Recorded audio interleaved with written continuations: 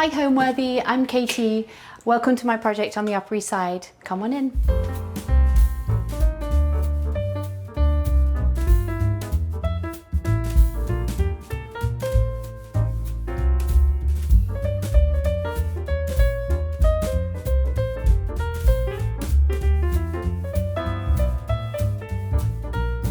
You're watching Homeworthy, where we believe every home has a story. Hi, I'm Katie Lydon and I'm an interior designer in New York. I've recently bought this beautiful apartment with my partner Ken, and I'd love to show you around.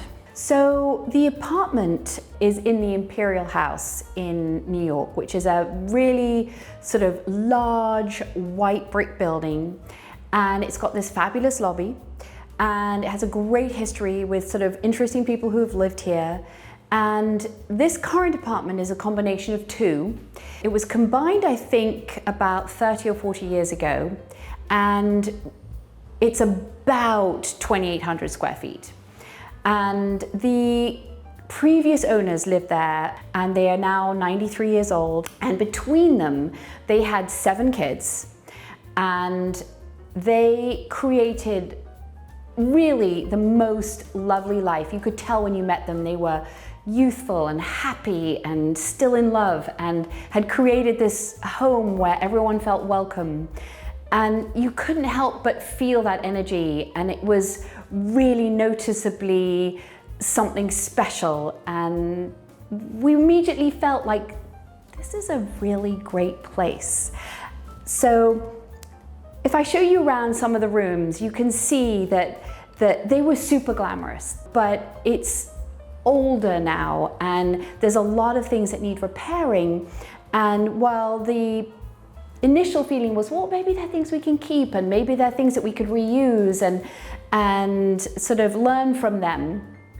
But it's so much that needs to happen and be updated that it turns out that it's actually sadly less expensive to redo it and to really thoughtfully do that than to sort of work with what's there to refinish things as much as that had been sort of like a previous hope and a goal. So yeah, that's sort of where we are. The current layout is actually pretty good. The kitchen is the corner room, and currently they've sort of used the entire space as the kitchen. And I think what we're going to do is take some of the laundry room that they had and then make that more of the sort of kitchen end to the room, and then have a more of a dining room. So let's go into the kitchen and sort of take a look at how we can maximize this room. So currently there is this laundry room here, and then you open out into this really exceptionally large kitchen for a New York apartment with the most fabulous view across town, sort of over Hunter College. It's a really rainy, grim day today, but it's actually flooded with light normally. The idea would be to have sort of where I'm standing would then be the island, and then over here would be the dining room table. And then this solarium is actually, it's possible to have this completely glassed. And I think that would be really cool. And then around here, we were going to do a big banquette with sort of coffee tables so that you could have your morning coffee looking at the view, which this side is really great. I mean, you can't see it now, but you can see all the sort of huge skyscrapers going out into the city. So this is sort of really changing this room and how you feel, because the previous owner, as you can tell from here, had their dining room table kind of in this nook, whereas we're going to be sort of pushing it more over here. And then this wall of cabinetry that they have, we're actually going to take it down and join the living room and this room. So it's a really big open feel to the space, which I think would be really cool and really fun. And I think one of the biggest challenges of this particular space is, so the view here is great. The view here is a little more challenging. This particular window looks out onto kind of, let's face it, an ugly building. But This direction it doesn't. So the idea of the banquette came to us because if you line it here, the banquette this way, you'll get all the light into the room, but you're sitting looking at everybody in the kitchen and the dining room. The thing that I do like about it is that it's full of young people. It is Hunter College. It's cool when you look out and you see all the students. So it has a very nice feeling to it. Also, the other thing that's a challenge is this. There is this gas pipe here that has to stay. So it's going to be in the middle of the island, and we just got to make it look good somehow. But that has to stay. And that's a building riser, and yeah, that's not going anywhere. The plan is to completely change the way this looks and feels. Currently, it has got strong colors, it's got heavy valances on the window, you know, there's a lot of brass and a lot of, you know, the black and white floor is high contrast, and I think we're going to go for a more fresh, contemporary look. We haven't quite decided everything, but I think we want to have wood floors, for example, and I think we want lighter, brighter, and definitely a more sort of softer, fresher, updated feel. So from the kitchen, which we're ultimately going to open up into this room and take down a wall so that it all really sort of becomes one and flows really well, we're going to walk into what they had as their living room. And if we walk in there now, you see they carried the black and white marble floor through into this room, and they had this, you know, very rich and warm wood paneling that, while it feels warm and inviting in many ways, it's too dark, I think. And so we're going to take it down, and we're going to sort of completely brighten up this room. And I really think that the before and after of this particular room will be really, really a showstopper, because it's just going to be so completely different, so completely light and bright, and it will hang interesting art. And actually what we're going to try and do is put a fireplace in the center of that wall to sort of center this room, give it some architecture. It won't be a real fireplace, it'll be an electric one, which again, that's an interesting kind of idea, because normally one doesn't really like the idea of an electric fireplace, but actually you can get really fantastic looking ones that really evoke a great atmosphere and warmth and feeling in that way. So we're sort of taking the idea of this warm room, but maybe sort of changing it so the warmth comes from other sources. But it's a great size room. Like it's a really big, generous, spacious room, and that can also be quite hard to decorate because there's a lot of wall. There's a lot of challenges in that way. You know, you want to make it feel pulled together and not sort of overly large and overly sort of empty. Where you're standing actually is Ken has a beautiful baby grand from his mum, who is a great musician. And so we're probably, hopefully going to be able to put the piano here, and then this wall, there won't actually be a door here, so it sort of makes sense that this corner will be taken up in that way. You know, this wood paneling is really interesting because it's actually quite beautiful. And I think, again, it's how sort of fashion and trends evolve and change. But I think for a living room, for a family room, the way that we all live now, we want something a little different. You know, families' needs change over time, and the way people live change over time. But this probably would have been a very beautiful, formal living room. The challenge of this room is not only the size of it, the shape of it, it's kind of rectangular and long. It's also, in this apartment, the ceilings are about 8.5 feet, which is not low, but nor is it sort of high. So while I've been thinking about this apartment, while we've all been thinking about this apartment, we're trying to figure out ways to make it feel as light as possible, but also make the ceilings feel elevated height-wise. And I think the molding is maybe somewhere where we can really achieve that. So for example, this particular molding is, it's large and it's kind of speaks to the wall. It's part of the unit.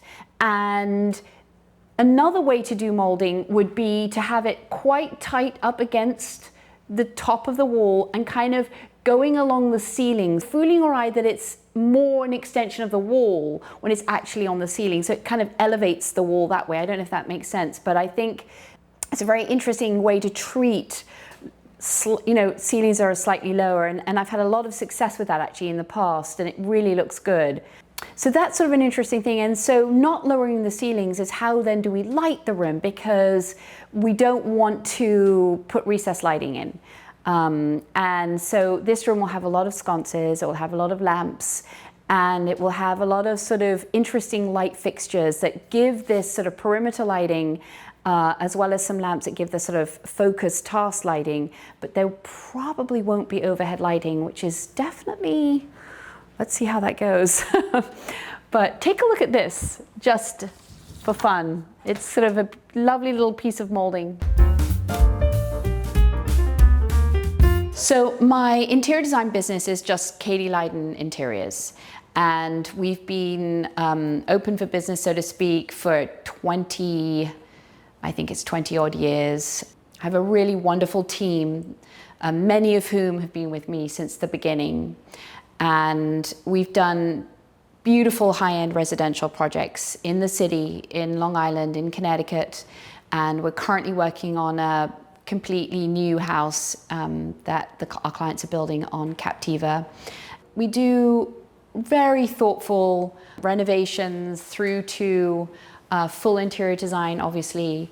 And we've had a lot of our clients being with us for many years. Sometimes I think some of our clients, we've grown up all together, and we started out 20 years ago with their first project, and here we are now working on their fourth, fifth project.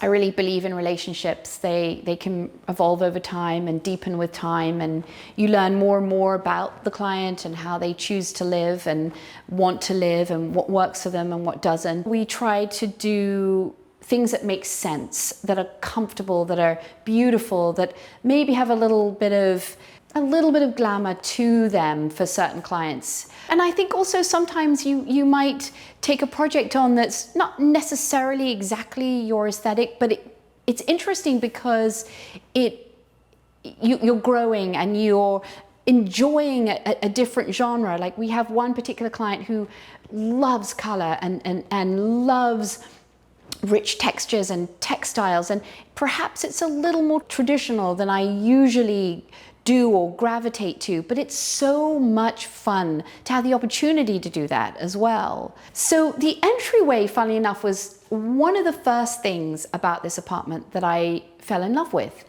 Currently, they've dropped the ceilings dramatically to put in recessed lighting that is now, you don't need to drop the ceiling anything like what you had to do before they've developed the recessed lighting sizes to a point where you can really hardly have to drop ceilings at all. But anyway, so even though it is not maximized to its full potential as it is now, I love the fact that you come in and there's a real entryway. It's this sort of welcoming moment. It's this sort of defining moment because you'll see so much of it when you come in. And it's this, I don't know, it's such a luxurious thing to be able to have an entryway.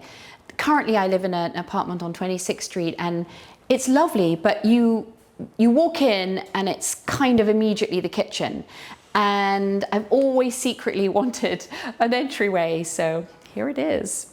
And what I also love about it is that you come in and there is a beautiful picture window, and that will be the den.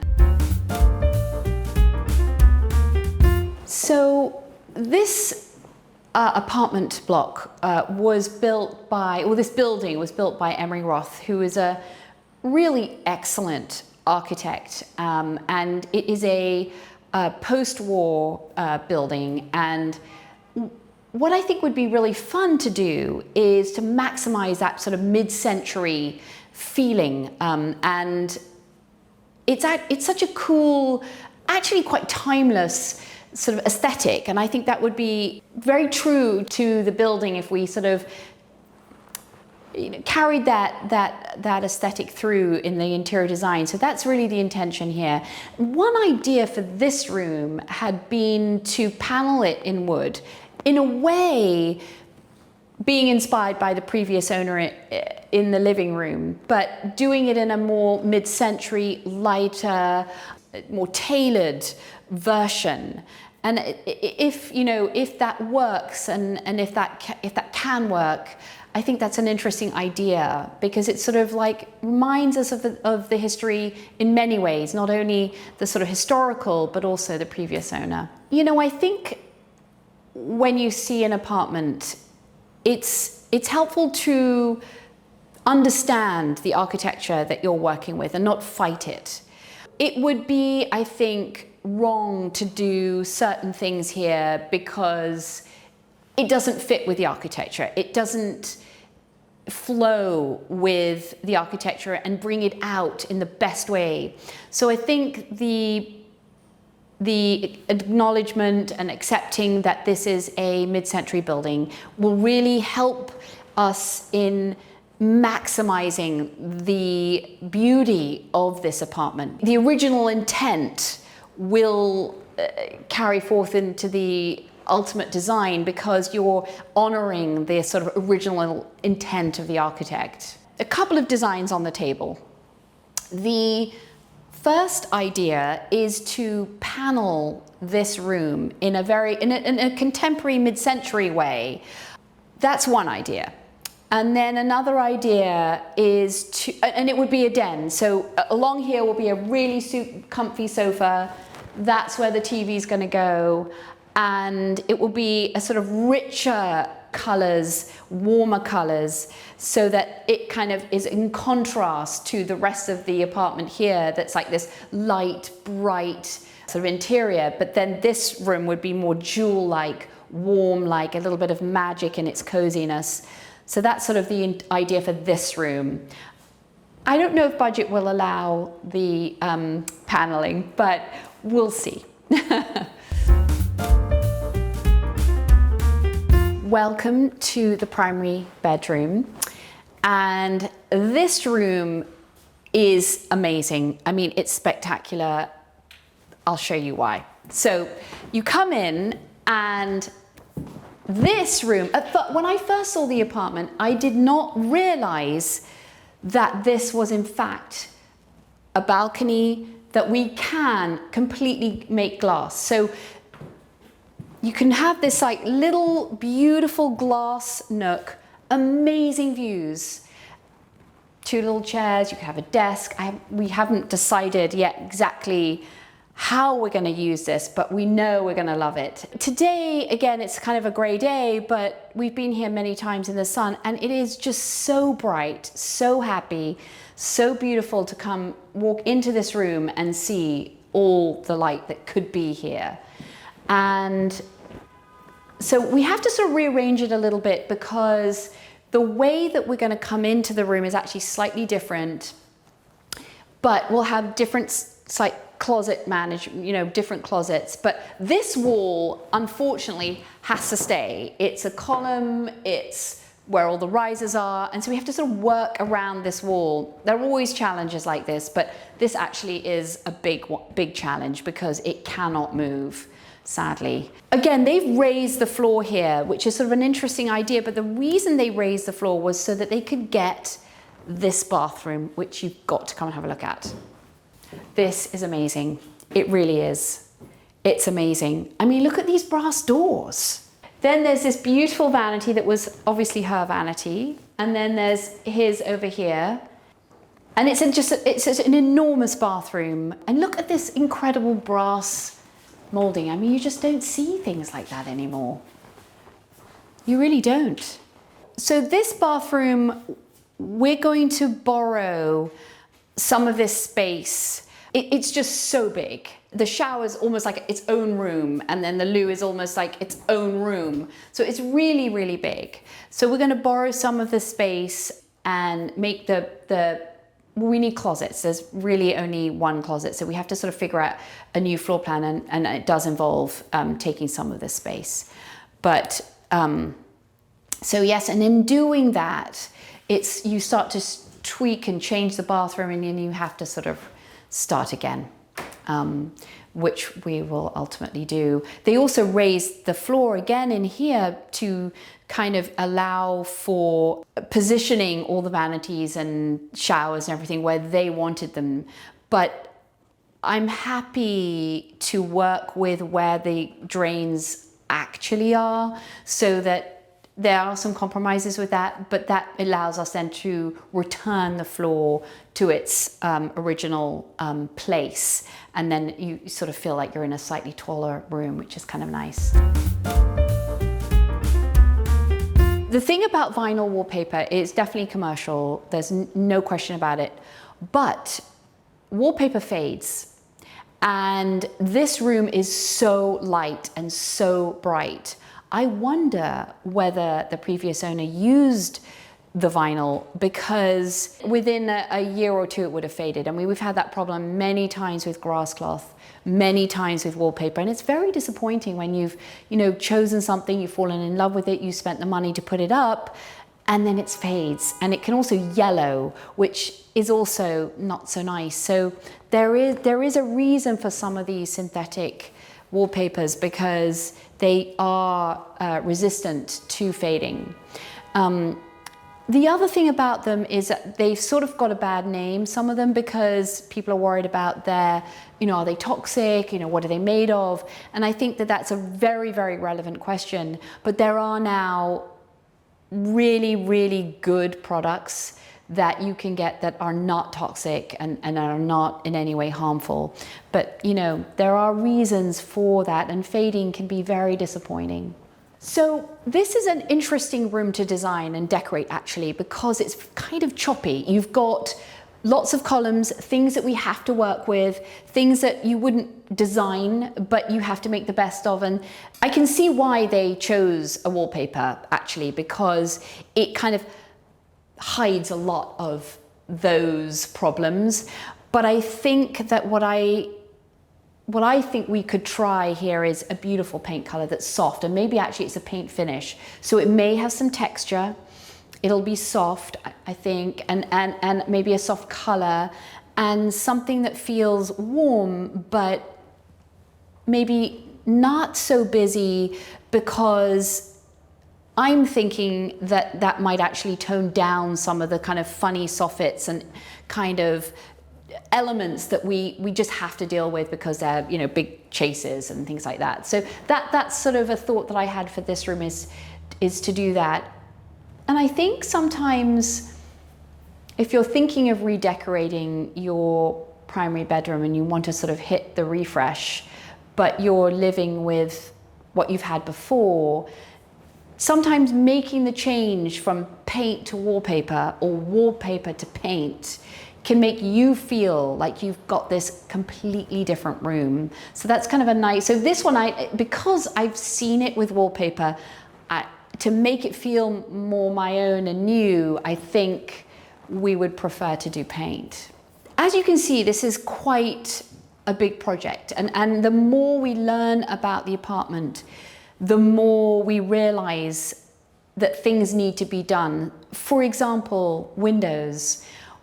Some of the windows are in fantastic condition, but actually some of them, it makes sense while we're doing this to look at them, review them, and make sure that you don't then have to replace the windows in 5 years' time. Better to do it now. So questions like that. But so as the project evolves and has grown, I think so obviously has a schedule, but I think we start demo, I think, in about a week.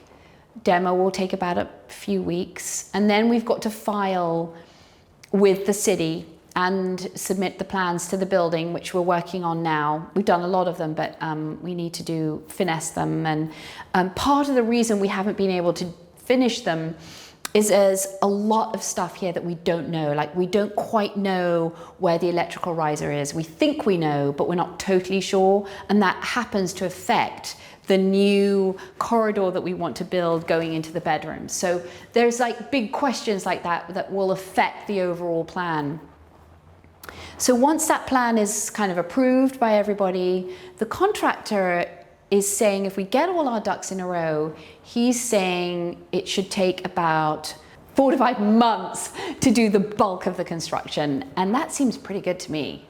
I don't know if that's possible, but it seems pretty good. And then there would be probably a few months, our time, getting special finishes if we want done, detailing that we maybe want, so maybe some installation of cabinetry, lighting. There might be after that some time as well that we are needed for that. But the timeline looks set to be really good, which is, incredibly, I feel really lucky about that because I wasn't expecting that. I don't know if it's possible, but again, if we get all our ducks in a row and make all the selections that we need to, and that's actually really a good piece of advice for anyone who's doing construction. The more that you can do ahead of time, the more that you can select prior to construction, ordering everything before, making those very important decisions then will help speed the actual work up significantly. Currently there are 2 bathrooms here, and we'll be keeping them roughly in the same area, but changing them and updating them obviously. So we have 2 other bedrooms, and one of them will be for specifically my youngest daughter, who will still be living with us. All the other children are much older, and most, Ken's kids are all living in their own apartments, and my eldest daughter will probably also be living in her own apartment by then too. But Millie will be still with us. So one room will be very much Millie's room, and then the other one will be a great guest room, and we'll make it feel really welcoming for all family members, anybody who, friends or brothers and mothers who want to come and stay, and it'll be just a really lovely thing, I think, to have, because I'm sure it'll be used. This is a very interesting part of the apartment because they created this step up into the private sort of area of the apartment. I think for 2 reasons. Primarily because they wanted these large bathrooms. These bathrooms, they had to sort of rework, all the plumbing to accommodate the fact that the bathrooms are larger, and they've put the plumbing in places that the building itself doesn't accommodate. So they've made this accommodation by raising the floor to allow for all this sort of plumbing, extra plumbing. So that's, I think, really the primary reason. There's another part of me that thinks it's possible they did this because it sort of differentiates between the public and more private parts of the apartment. What we'll be doing here is restoring the bathrooms to where the building allows them to be, and where the existing plumbing is. So then we can restore that height back to the level of the concrete slab that it is originally. Thanks for watching. Be sure to go to homeworthy.com for exclusive content, shopping guides, and so much more.